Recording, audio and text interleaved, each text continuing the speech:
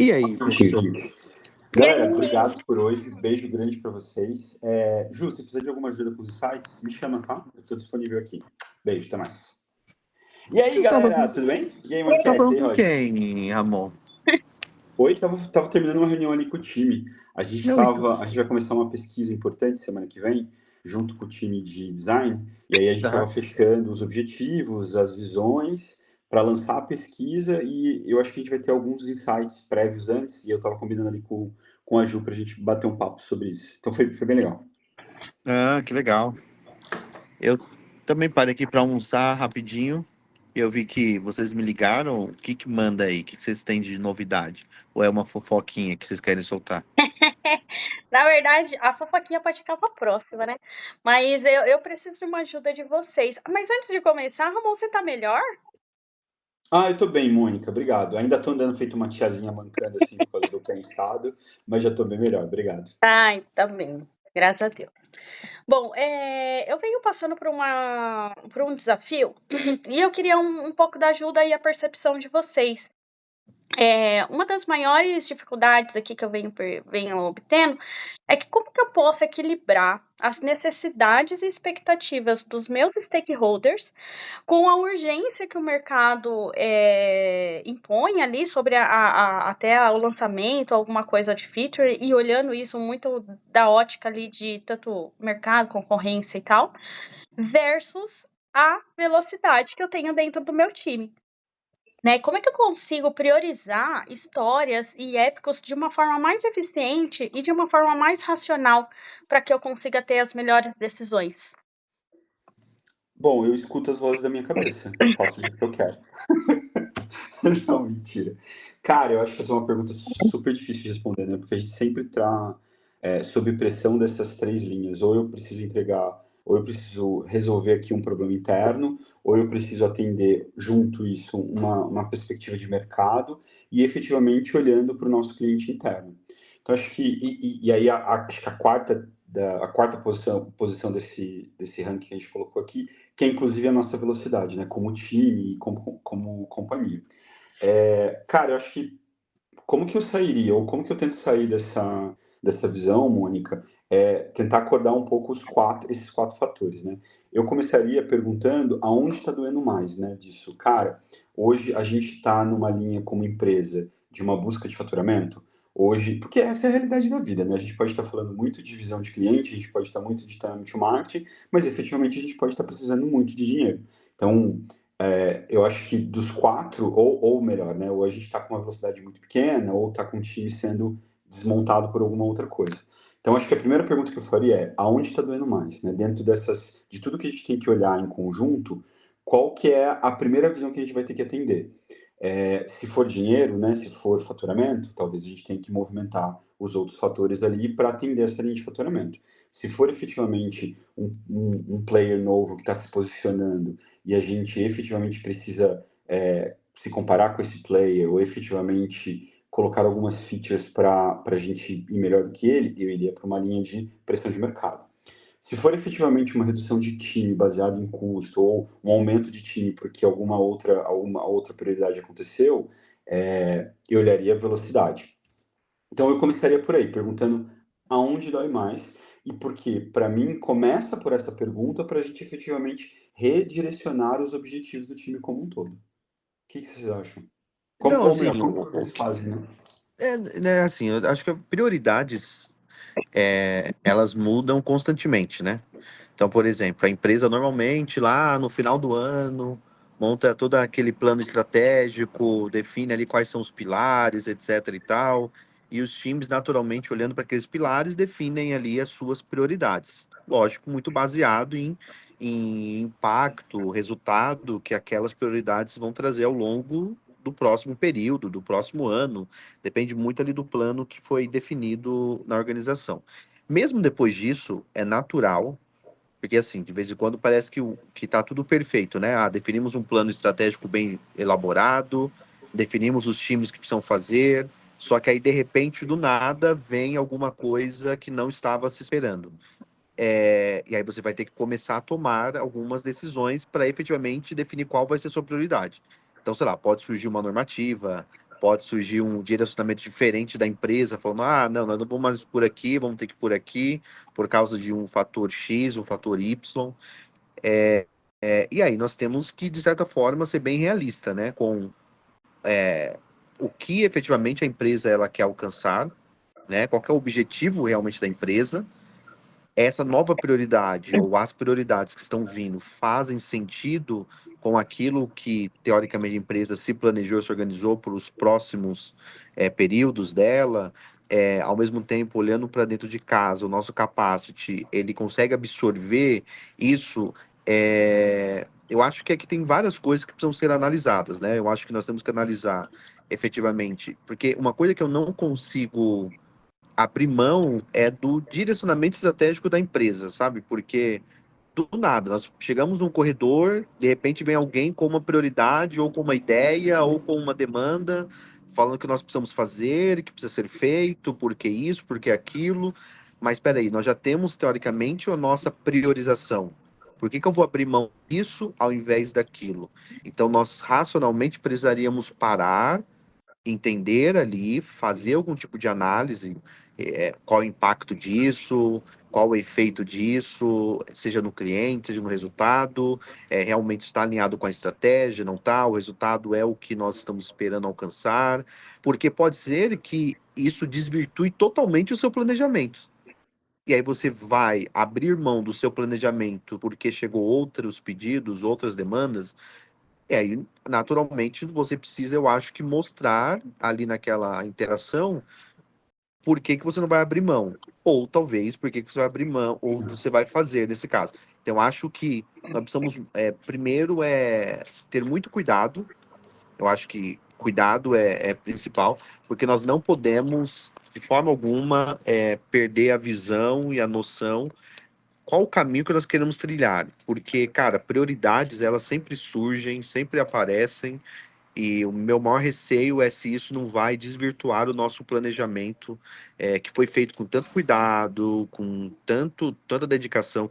Putz, eu pensei no time, eu pensei no impacto, eu pensei no resultado, eu mapeei os possíveis pontos ali que poderiam surgir, e aí eu entendo que nós precisamos ter bastante cuidado nisso também, entendeu? Uhum.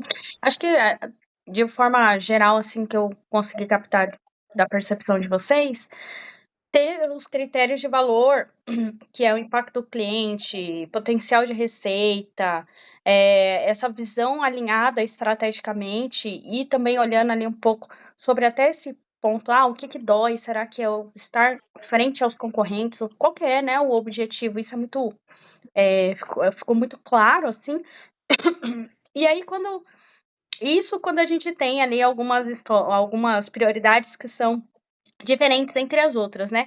E aí, quando a gente fala de, ok, eu tenho duas demandas aqui, eu tenho duas iniciativas, as duas são importantes, as duas estão dentro da visão estratégica, as duas têm um potencial de receita, são muito importantes, só que eu tenho que fazer uma primeiro do que a outra, né? Vocês acham que algum tipo de ferramenta ela pode ser utilizada assim para ajudar nesse desempate? Vamos colocar dessa forma? Uma ferramenta, não sei, comparando como urgência, impacto, esforço com impacto, uma matriz, assim, vocês têm resultado, ou qual que é a visão de vocês com relação a esse tipo de utilização? Putz, boa, Mônica. Eu acho que eu tenho usado algumas coisas para olhar isso, né? E aí talvez precise de uma visão um pouco mais completa em relação ao objetivo. Mas só para fechar o ponto ali da priorização, eu acho que a palavra é ser maleável, né? É conseguir pegar todos os pontos que o Roger falou ali em relação ao que foi planejado, ao que foi definido, ao que foi estruturado, mas olhando que a gente vive num mundo VUCA, né? Então ele é muito volátil, então ele está sempre mudando, ele é incerto em diversas características, e eu acho que essa conexão entre ser firme em relação aos seus posicionamentos, saber efetivamente para onde você precisa direcionar, mas não deixar de lado que mudanças vão acontecer e essas mudanças vão precisar serem discutidas, para mim é essencial. Acho que a única certeza que a gente tem é que tudo que a gente construiu pode mudar. e dependendo do tamanho do que essa volatilidade gera, vai mudar com certeza. E aí, quando a gente fala de priorização, eu tenho usado algumas outras técnicas, né? Eu tenho falado muito da gente ter, e aí detalhar as demandas do ponto de vista usando... Como é que é o nome? Estava até aqui nas minhas anotações, espera aí. O modelo SCARF, que ele vai pegar a feature, né? Ou uma ideia maior, na verdade, isso é menos para feature, mais para grandes iniciativas. Qual é a entrega que ela vai ter para o usuário, qual que vai ser a autonomia que a gente vai ter desse usuário para essa entrega, ou não precisa necessariamente ser usuário, né, para o tipo de entrega, qual é o nível de relacionamento que a gente tem dessa entrega com o usuário e com o objetivo, e o quanto a gente vai gerar de impacto para o usuário em relação a isso. E aí, como a gente está falando de vários fatores, quando eu coloco duas iniciativas que parecem ter o mesmo nível de receita, o mesmo nível de prioridade, o mesmo nível de dificuldade, quando eu olho por essas duas linhas, aí eu consigo encontrar provavelmente uma delas ali onde uma se destaca, onde uma faz... Às vezes a gente está falando de features olhando pela linha mais fácil, né? Direto para o cliente. Então, e a gente quer gerar, e um dos objetivos principais era gerar relações de longo termo, né? De longa duração, desculpa, tipo, olhando ali o LTV.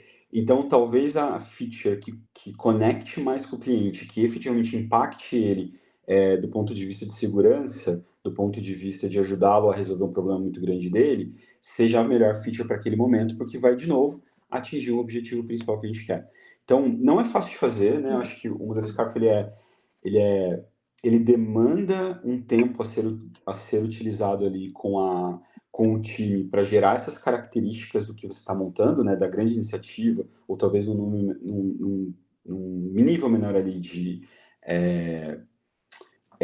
épico, por exemplo, mas ele garante que a gente consiga, quando tem duas coisas muito parecidas, chegar numa discussão onde uma delas se destaca melhor para o nosso objetivo principal. Então, essa é uma das coisas que eu tenho feito, tá? Para tomar essas decisões difíceis. Não sei se você já tinha escutado sobre isso, mas é um negócio que eu tenho aprendido e eu gostei pra caramba para conseguir utilizar. E tem outras também que é muito conhecida, né? Por exemplo, a Carol Ice, que ela acaba pegando vários pontos, né?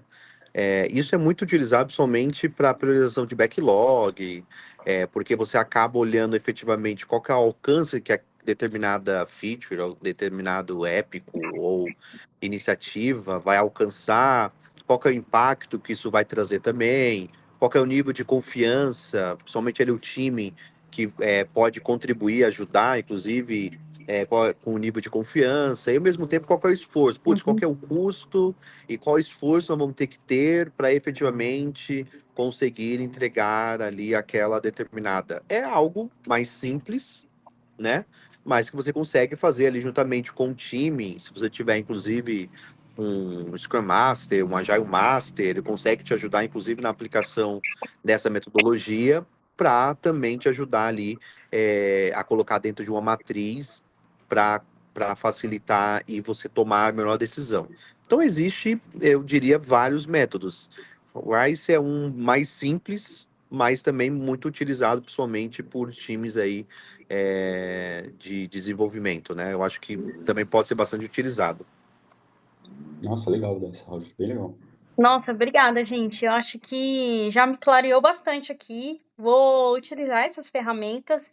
E eu acho que como uma mensagem final, assim, que ficou na minha cabeça, é ter transparência nessas decisões, né? E deixar muito claro quais são os critérios que você utilizou, a lógica dessas tomadas de decisão, até para justificar a sua priorização, acaba gerando também uma confiança dentro do time, né? Não é, tipo, simplesmente vozes da cabeça ou, tipo, achismos, né? Então, sai um pouco dessa visão mais empírica, né? E traz mais pro racional, né? Obrigada, gente. Amo E vocês. sabe o que é legal também, Mônica? Só para fechar aqui, uma vez que você estabelece esses padrões, e aí nem sempre a gente vai acertar, nem sempre vai ser o melhor, mas você começa a conseguir comparar, né? Eu começo a criar um histórico de tomada de decisão baseada em fatores que são efetivamente mensuráveis, para que depois você olhe no futuro e fale o seguinte: quando você for fazer isso de novo, você sabe, cara, o nível de assertividade foi baixo, foi alto, e aí sim eu vejo também uma segunda linha de de por que é tão importante deixar isso claro, registrado e organizado, para que a gente possa comparar depois e fazer melhor, né? Gente, adorei essa chamada de produtos. Mas, Moniquete, eu acho que esse assunto vale mais algumas perguntas, você não acha? E mais algumas. Eu Ele é também não. super profundo. Acho que a gente pode falar numa próxima. Eu super preciso correr porque eu tô atrasado para uma reunião, gente. Beijo para vocês. Eu também, Um pessoal. Tchau, beijão, tchau. viu? Se Até mais. cuidem. Tchau, Tchau, tchau. Valeu, tchau. tchau.